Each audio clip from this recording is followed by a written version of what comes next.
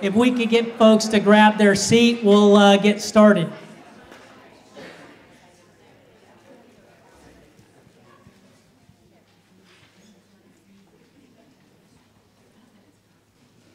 I had to use my Marine voice.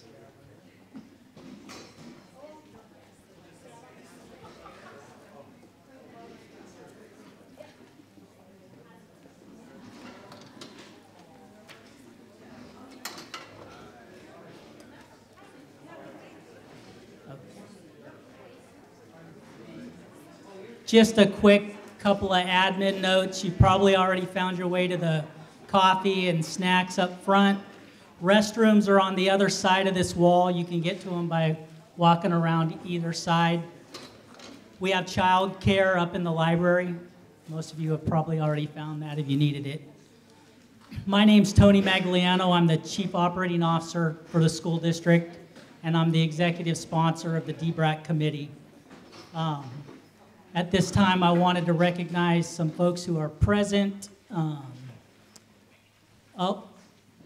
Our interpreters first, if they could come up and introduce themselves and let folks know that they're here.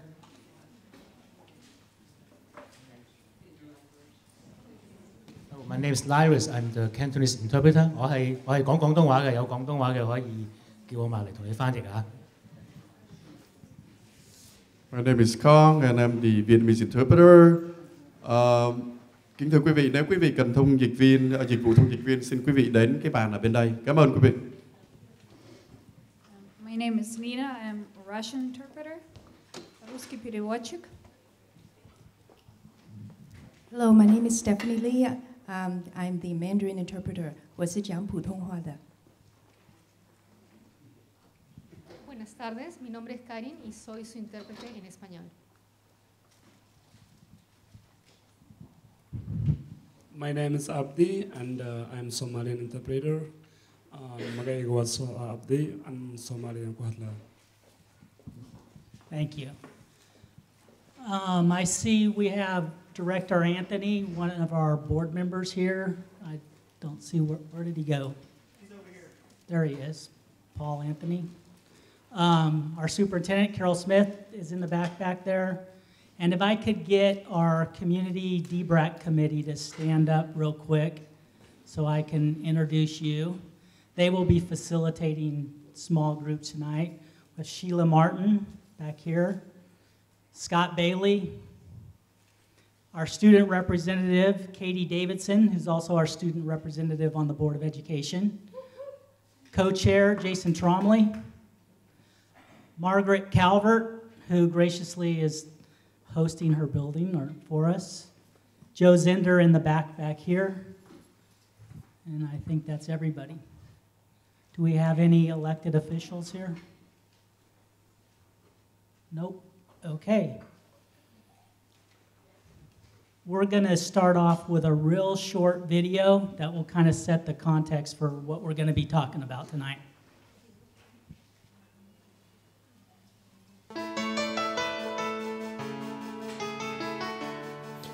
Jason Trombley. And Pamela Kislak. And we're the DBRAC co-chairs.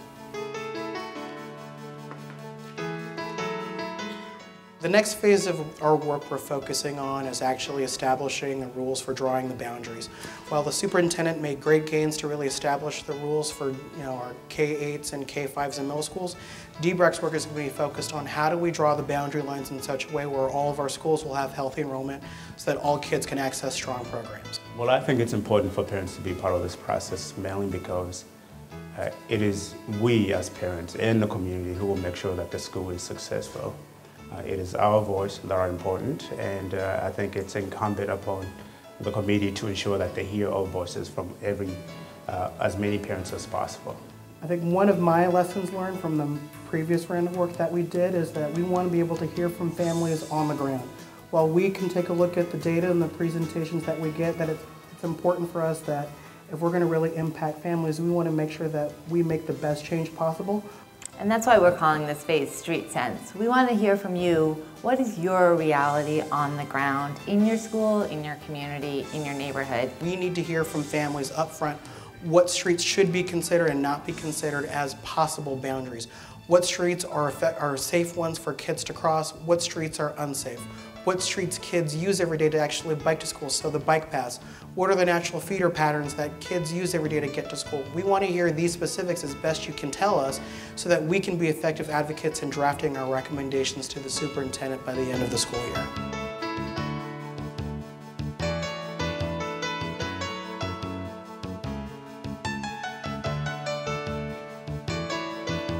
I think it's important for the community, especially the parents, to acknowledge that change is extremely difficult, and no one can argue with that.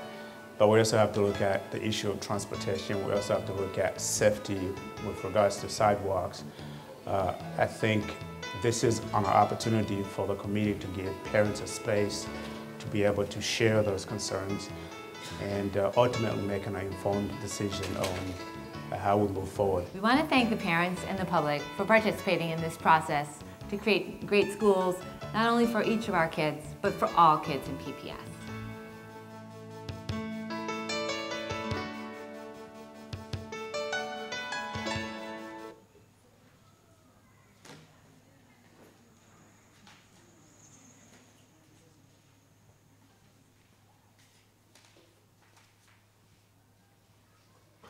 So just real quickly, the agenda for tonight, we'll set the context.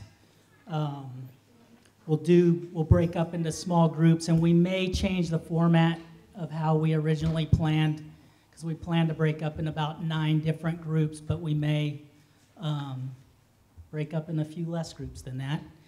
Then those will be facilitated by our community DBRAC committee members, and then we'll have a report out at the end and go over next steps. So why are we here?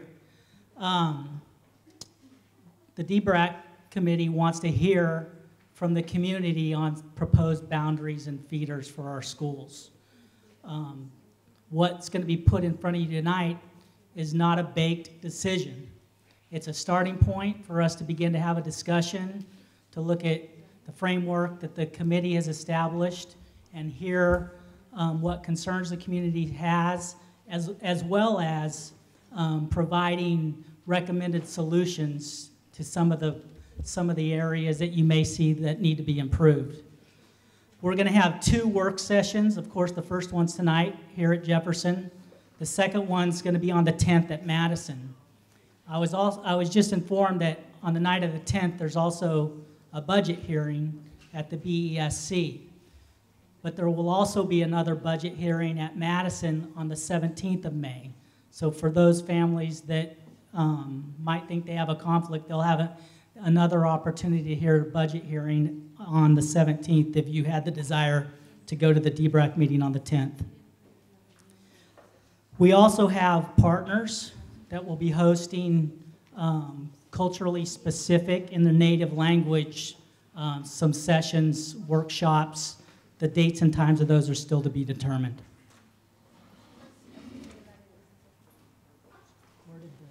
Thank you. How did you sneak that from me? Tonight, you should have picked up a package. You probably identified yourself as a Zone A, Zone B, or Zone C. This was how we were going to break up later. One of the things I want to say about the zones, you may find yourself more affiliated with Zone A, for instance, but you have comments about one of the other zones. Don't feel like you have to jump to another group to make comments about that. You can make it in the particular group that you're within. You'll have, your facilitator will have feedback sheets. You're welcome to have a copy of your own feedback sheet as well. Your facilitator will be recording notes, and then there will be a report out at the end, and staff will also collect any individual feedback sheets that you yourself want to write. I kind of covered the tonight piece already. Next week, we'll post the results and comments that we collected from you tonight. And then in the month of June, the DBRAC committee will be reviewing all that and working on changes to the proposed scenario. They'll present that to the superintendent sometime in November or in June, and then in November, we'll work through that. They'll be finalized based on two things: more community input, as well as the results of our fall enrollment will be out, and that could cause us to have to adjust some. And then we'll be going to the board. The superintendent will be going to a board in the winter, hopefully no later than January, so that we could do fall implementation for 2017.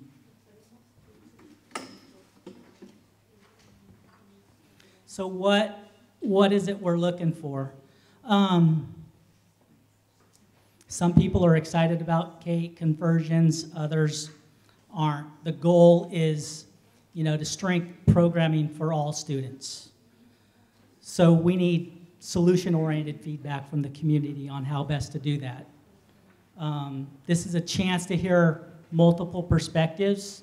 Not everybody shares the same viewpoint, but we want to hear all viewpoints. I think the best decisions are made when you have all of the input you need. If we're only hearing one perspective, that might not necessarily result in the best decision. So be respectful of each other's input. Don't be afraid to say what your opinion is or your viewpoint, because we want to hear them all. Judy? So Judy's going to go in a little more detail around how we got here and a little more explanation of what's going to happen and how you use the tools for your small group of breakout. Thank you. Good evening, everyone. My name is Judy Brennan. I'm the Enrollment Director for Portland Public Schools. I've been doing this kind of work for well over a decade, and in the last 18 months have worked very closely with this DBRAC committee and staff who've been trying to wrestle with some really difficult issues. Some of you I recognize because you've been involved in this process, maybe going back to Jefferson Cluster a few years ago, or certainly within the last year. But some of you, I think, might even be new to the process. Do you mind, just show of hands, how many of you are new to the enrollment balancing discussion? You weren't involved in meetings that were happening before. Okay, welcome, welcome. I'm going to move somewhat swiftly through a little bit of the context that gets us to where we are, give you a little information about sort of what's on the table for discussion at this moment. There's a lot more information available to you, so please feel free to either talk with your DBRAC facilitator or meet with, come up to a staff member if you're looking for more information. Okay, so as we've said, it's been about an 18-month process so far that we've worked with the District-Wide Boundary Review Advisory Committee and collaborated with community members on how to balance enrollment so that all of our schools are strong. Strong enrollment helps create strong programs. During that time, some really essential issues have emerged, including the fact that many schools in Portland Public are under-enrolled. And I want to get kind of technical here, but when we say under-enrolled, we can define that down to meaning that there are less than 50 students or 2 classrooms full of students at each grade level. And when that happens, and when you're at or below that number, there's a risk that the school won't be able to provide enough program based on the way that funding is allocated. So 50 students per grade level is our minimum. We would prefer to have it be closer to 3 sections per grade level, about 75 students. That's the preferred range. On the other end of the spectrum, we have many schools in Portland Public that are over-enrolled, and that means that they have teachers that are assigned there who don't have full-size normal classrooms in which to do their work. So in that case, you wind up with very high class sizes, classrooms on the stage, lunches that have to start at 10 a.m. to get everybody through the cafeteria. There are many problems that come with over-enrollment.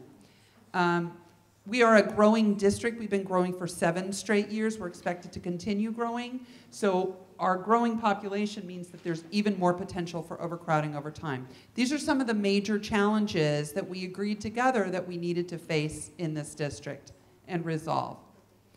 I'm going to show you an illustration that's just one data point on this. And there's a pamphlet up in the front that's sort of the basics of enrollment balancing that provides more information about this. But here's one point. This is a depiction of the enrollment at the middle grades, grades 6, 7, and 8, at all of our K-8 schools across the system this year. And as I mentioned before, 2 sections per grade level is our minimum. So this is the size that we would want every school to be at least at all grades, and especially at the middle grades where kids would need even more programs to prepare for high school. And this line at 3 sections per grade is really our target. That's what we would like to see for schools. And so, as you can see, most of our schools have less students than we would want for a minimum per grade level at the middle grades. Some of our schools, the yellows, are in between those 2 things. Many of them are still really close to the minimum, and only a very small number of schools are above that 3 sections, at or above that 3 sections per grade level. And actually, if we were to dig deeper, you would see when you get into those larger schools, they're larger schools, but they have serious overcrowding issues that can come with that as well. So this is a depiction of how serious the issues are that we're facing. Through the course of work and with the committee, the next thing that happened is in March, our superintendent recommended, and our board has begun to affirm through a series of steps, a plan to strengthen programs, especially at the middle grades. And a hallmark of that plan is to shift many of our K-8s into K-5s and middle schools. Along with that, to open some new schools and adjust boundaries so that all of the schools involved have the right-sized enrollment to provide those equitable programs that we want for all of our kids. So here's that same depiction that I just had up there, the same schools, the 2 sections per 3 sections. But what I want to show you now is that there's a plan for phasing in a conversion from K-8s into mostly K-5s and middle schools. So this first set you see here, decisions have already been made about these schools. For some, Woodlawn, Peninsula, Beach, and Ockley Green, Chief Joseph, the decision was made to convert starting next fall, so starting in August, into K-5s and middle schools. And I'm going to talk about that in a minute. And for a couple, like Skyline and Fabian, the decision was made that they would remain as K-8s with no immediate plans for change. Next, you see a large set of schools that are slated for conversion in 2017. And it's these 2 things together mostly that are sort of on the table for discussion tonight and as we're going through the next few months. There's another set of schools, mostly in Southeast Portland, that would convert beginning in 2018.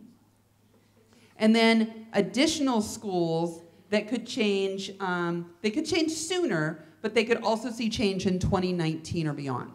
And then finally, there are a few schools in here that are what we call focus options, specialized programs. And for those schools, there's something called an educational options review process, and that's where the decision will be made whether those schools stay K-8, convert to something else. So that's the rollout plan. You can see it's 3 years long, and we're just getting started, but there's a lot of work to do in that period of time.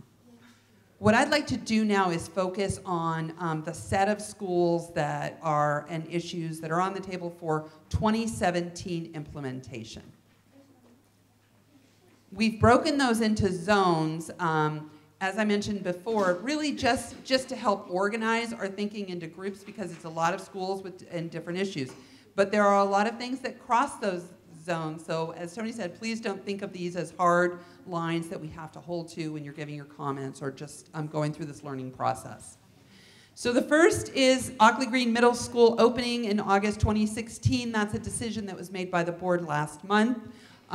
It was also decided that Beach, Chief Joseph, Peninsula, and Woodlawn would be K-5, so they would convert and now be feeder schools to Ockley Green, and that all of those feeder schools would have guaranteed assignment to Jefferson and Roosevelt high schools. So these decisions are made. At the same time, we acknowledge, and these were really accelerated decisions in part because of a strong community effort to have that opening start in 2016. But there's a little bit of unfinished business, because when you look beyond the middle school, you see that the elementary schools that are going to K-5, that are going to feed it, need some support, probably some boundary change to help right-size things. And so you've got documents that look like this. There's a chart there that has a lot of numbers on it. You're not expected to learn them all tonight, but that's where you can look to get a little more information about what could be happening there. For instance, now I'm going to go to the map here. I don't know if you can see me. And you should have this map either on your table, or if you'd like additional copies, they're up in the front. So I know this. But here's Zone A. Here's the feeder schools for Ockley Green. And when you look at the numbers, you can see that Peninsula without more students will be very small, smaller than that 2-section minimum that we would want to see. At the same time, Chief Joseph is too full. It's a small building, and in fact, its boundary and enrollment is so large right now that we can't even fifth grade in there next year. So we need a boundary change to help right-size Chief Joseph. There's an adjacent school that may have space, so that's one way that we can start looking for boundary change.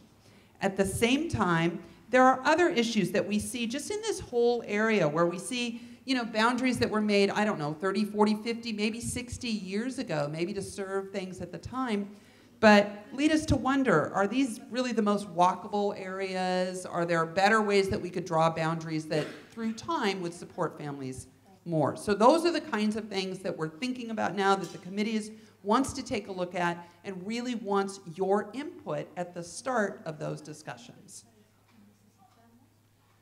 The next zone I want to talk about, we're calling Zone B, and at the center of that is returning Tubman to a middle school. We haven't had a middle school at Tubman for many, many years, and so beginning in 2017, Superintendent is proposing a middle school at Tubman.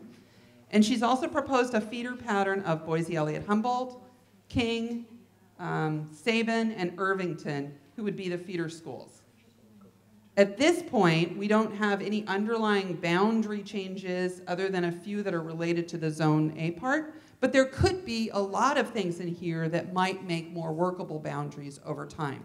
The other thing that I want to point out is that, for example, Irvington would be big enough to be, you know, the minimum for a K-5 size with this change, but it's a pretty large building and would have room for more students. Well, the Irvington boundary is adjacent to an area that's right now in the Buckman boundary, but that's got a lot of new housing in it. Should we contemplate making a boundary change to better support Irvington? That's an idea of something that might come up in your discussions or that the committee would like to discuss. Then I want to turn your attention to Zone C, which covers a lot of the Grant and Madison clusters. And there are a couple really important middle school-based points in this. So the first is that the superintendent's proposal is that Roseway Heights, which is a K-8 right now, convert to a middle school, and that the feeder schools for it would be Vestal, Lee, Scott, and a reopened Rose City Park School. So right now, Rose City Park is a facility that's used for some Beverly Cleary students because of overcrowding at Beverly Cleary, as well as the Access program. So this change reopens Rose City Park as a neighborhood school, sets a boundary for that school that would be in this starting proposal. This is just the starting point. And to get to the starting point, we kind of went back to what the boundary was back in the early 2000s before the school closed. And it was consisted of, so it would consist of most of the Roseway Heights K-5 boundary, as well as students from Laurelhurst, Beverly Cleary, and Alameda. Now, if that change were made, that would also affect the middle grades. So some of those kids from Beaumont would become Roseway Heights, and it would be a high school change as well. So this area would become part of Madison. So those are the things that are being considered as our starting point, and we are very interested in your feedback on them. I also want to point out that it's proposed that Vernon change from a K to a K-5 and feed into Beaumont. So then Beaumont would have 3 feeder schools, Alameda, Rigler, and Vernon. If that were to happen, Beaumont would wind up having kids go off to 3 different high schools after that. So I think that's also a point that the committee is interested in hearing your feedback on, and how to improve that situation. And then you might have seen before, I don't think I mentioned it a moment ago, but there's a program called International Baccalaureate that exists in 3 of our K-8 schools in this region, at Sabin, at King, and at Vernon. And if they were to convert to K-5s, the middle grades portion of that, the question is like how would we be able to retain that in the system? So one thought is that it would be placed at Tubman, and then something that people are wondering is then would that mean some kind of preference for Vernon students who might want to continue with International Baccalaureate? Again, just a sampling of all of the issues that are out there related to these large-scale changes. And then finally, I mentioned this before, the Access program is located at Rose City Park. In order for a neighborhood school to come into Rose City Park, the Access program, which serves students in grades 1 through 8, would have to move. And the superintendent's proposal is that it would shift into the Humboldt School, which is really close to the building that we're in right now. It's over here. Okay, so that is my really high-level overview of the starting line for the proposal, some of the things that the superintendent has recommended, as well as just a few of the issues that may come up in your discussions. I also want to give you just some quick guidance on some of the things that the committee will use and that staff uses to try and decide whether, when we're looking at different options, whether we're coming up with proposals that actually address our questions and concerns. So how do we know when we have a good proposal in front of us? We've developed things that we call key performance indicators, or KPIs, and these are data sets that help us see the potential benefits and risks of a proposed set of changes. Some of the questions that we try and answer. Will more schools have right-sized enrollment with this proposal? Like, how many will be under-enrolled in the future? How many will be overcrowded? Is it better than what we have today? Does the proposed change improve walkability or ease of transportation? If not, are there different ways that we could draw the lines to achieve that? Will most, if not all, students move together to the next school level? If not, we call that a split feeder pattern and look to see if there's ways that we can modify the plan so that more kids can move together. How would the demographic makeup of the school change over time? Would we unintentionally cause concentrations of poverty or concentrations of wealth that don't exist now? Those are things that we want to know and mitigate if we can. And does the proposed change impact students who have already been subject to school moves in previous years? There has been a lot of disruption in some areas, particularly right here in the Jefferson cluster. Are we moving kids who have been subject to other changes, and is there anything that we can do to improve that? Those are all the types of questions that the committee will want us to answer, and sometimes we have data points that are universal, and sometimes they're really situational metrics, things that we can really only know from hearing from the people who live in an area or who are experiencing what life is like there. The other really important part of assessment is the values framework that the committee developed and sent to the superintendent last summer, which she then approved and passed on to the school board. They approved it through resolution. So it's the district's values framework for enrollment balancing.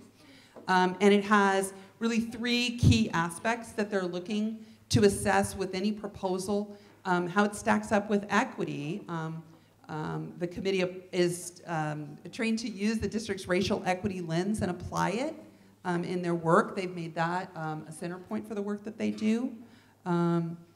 Regarding access, regardless of neighborhood, all students should have access to equitable and effective academic programs, including enrichments and support. So when you look at a proposal, how does it stack up against that? And then finally, on environment, having appropriate grade configuration, enrollment, physical supports for programs that match the size of the building, so things that aren't overutilized anymore. So these are kind of the goals that we're looking for.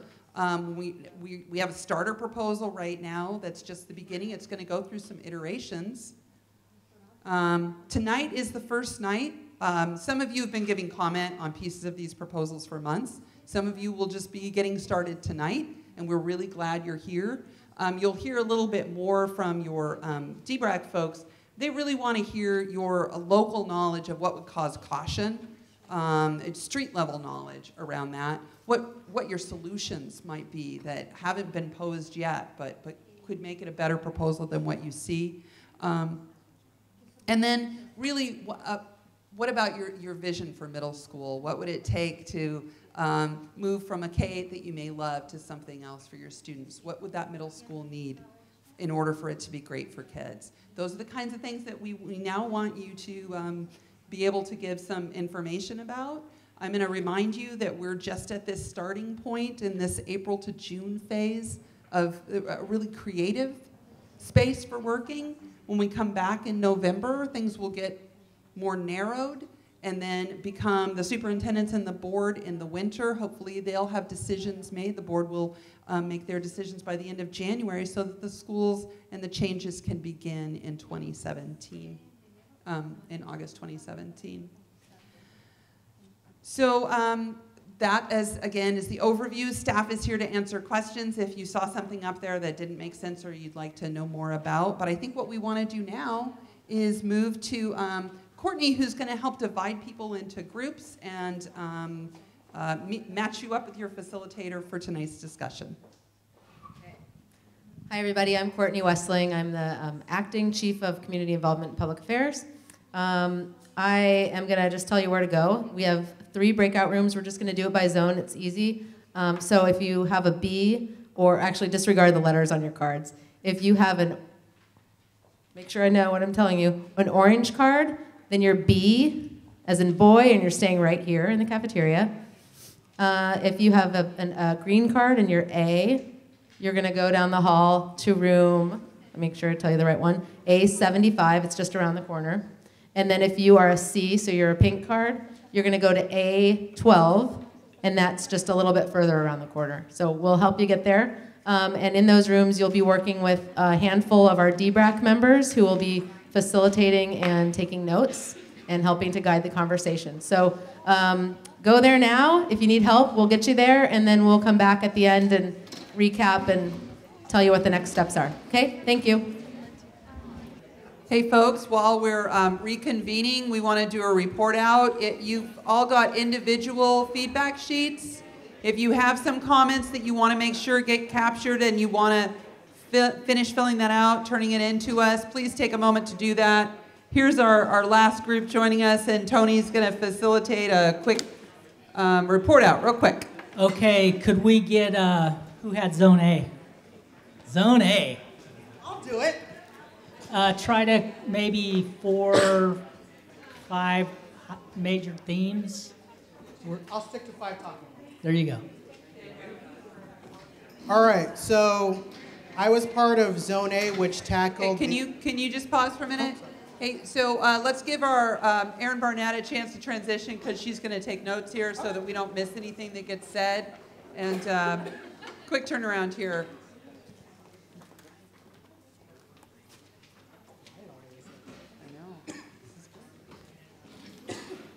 Everybody have good conversations?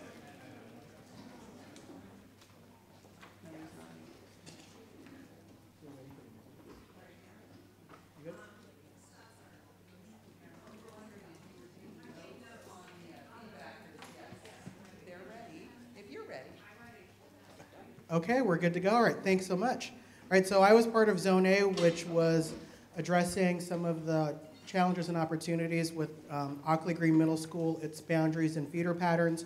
So a couple of key things when we were looking at our boundaries was in terms of kind of the logistics for kids getting to school, so really around transportation. What are going to be the costs around getting kids to the new middle school, particularly for beach, but then also Woodlawn. So as you're trying to balance the new boundaries, how do you factor in the balance of reducing the commute time for students or the commuting distance, but also at the same time reducing the number of potential busy thoroughfares or unsafe streets for kids to cross. So in the tension of trying to balance those two, the higher priority was student safety. So at the over, having to go longer distances. So trying to avoid streets like Lombard and Greeley, Interstate, or crossing the bridge. So if there was any way to actually adjust the boundaries for the elementary schools in such a way that those would be accommodated was of the higher priority. I think one of the also things that came up was in the context of right-sizing the schools, that we have one school that's also got is co-located with both the neighborhood and an immersion program.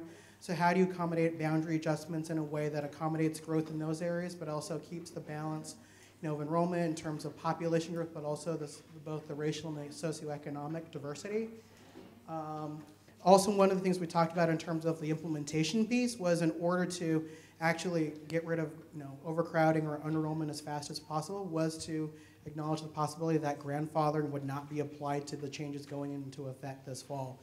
So looking in terms of the speed of implementation, but also getting to optimal enrollment with no overcrowding or under-enrollment as quickly as possible. So that noting that sense of urgency, doing everything they can to achieve that best opportunity for kids as soon as possible. Thanks, Jason. Zone B. So there are two Zone B teams, so 2 or 3. Okay. So in our group, one of the #1 concerns was the timeline for deciding about whether Tubman's going to be a middle school. In particular, it's kind of confusing that there are planning processes going on now. Who do you want to see in a principal when the decision hasn't been made? And a fair amount of feeling of, hey, cut to the chase, make a decision now. And on the other hand, the lack of a decision going on for months and months will be really detrimental to the community, to participation in any kind of planning process, and to buy-in going forward. Secondly, folks really want to see a plan that has specific boundaries, enrollment, programming, demographics, and especially looking at any kind of demographic changes that might come out of a boundary shift through the equity lens to see how it would affect the makeup of the school. And there's particular concern for if there is a shift to a middle school and other schools are K-5, that there are robust populations at all of those schools.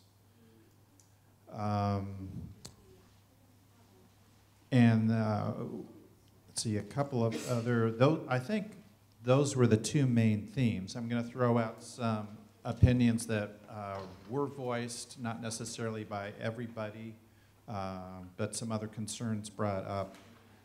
For example, there's some concerns about transportation to a Tubman Middle School, but there is by and large a feeling that if we know it's going to happen and we know the boundaries, we can develop safe routes for kids. That was doable. There was a concern expressed about air pollution around Tubman. There was frustration about you're changing us again, even by people who thought the change wasn't a bad thing, but that's out in the community a feeling.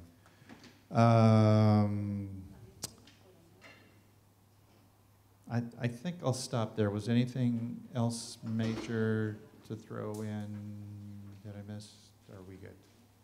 Lots of other stuff too, but I think those are the high points. Thanks, Scott. Zone B2. Hi, I have a lot of kind of messy notes. I'll do my best to cover the things that Scott did not cover because some of the things that he mentioned were also mentioned in my group. But there's a lot of concerns about the Tubman location, including some of the things that Scott said, also seismic risk. Some of the solutions that were expressed about some of those challenges include crosswalks and stoplights, especially at Williams and 7th, and bringing parents to Tubman so that they can see what a great building it is, and getting the parents excited about that, and doing some of what Scott talked about, which was finding the safe routes, which people believe can be done.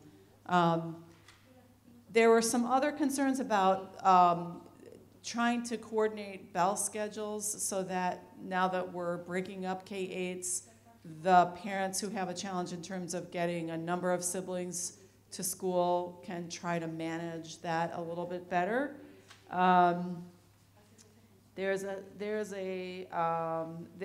Let's see, I don't want to mention that, it was already mentioned.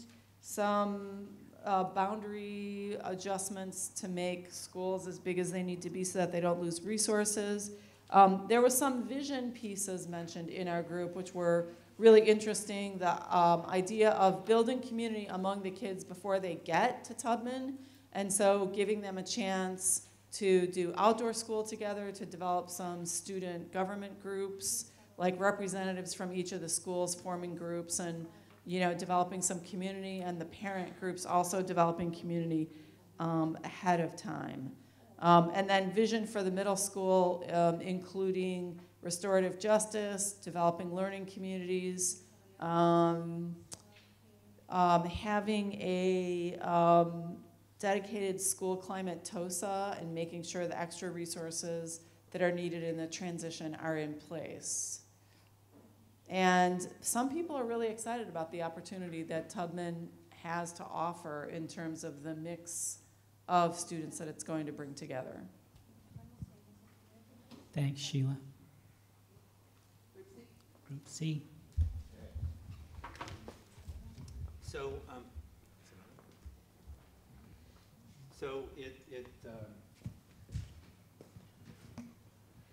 I'm going to give a pretty high, we have a lot of notes, we had a good, long and detailed discussion, but just to roll it up in some big themes that we heard, a major part of the story of what we were talking about is told by what you can see on the map, which is this area between 47th and 57th and the Banfield and Fremont. And when you look at the map, these are neighborhoods that have a lot of the shade, so you see a lot of change. And it's changed, it's an area called that, we've heard actually in DBRAC too, called the triangle. I never quite understood what the triangle part was.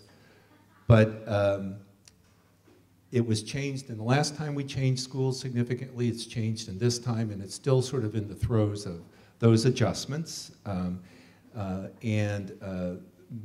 Trying to rationalize how that another generation or another period of change to that particular area in shifting from Cleary to Rose City Park makes sense was a good deal of the discussion. And then also down to the details of 57th being a barrier versus Sandy versus those kind of things that we really need to look at in terms of whether or not a place is east-west oriented or oriented more to the west, oriented more to the east, and whether or not that's surmountable.